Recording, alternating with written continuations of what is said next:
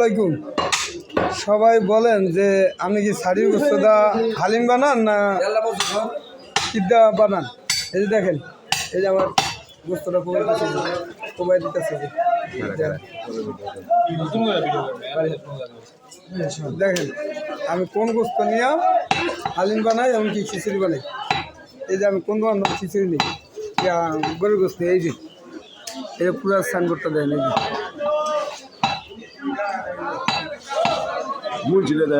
দেখতে পাইছেন। যোগাযোগ করবেন এই দোকানে, যার গোস্ত লাগবে তারা সবাই যোগাযোগ করবেন। এখানে এই যে মোবাইল নাম্বারটা এই কর্নারে আছে, সবাই দেখতে পাবেন। এই যে আমার ভাই আছে মুন্সি, এই যে আলামিন ভাই আছে এখানে।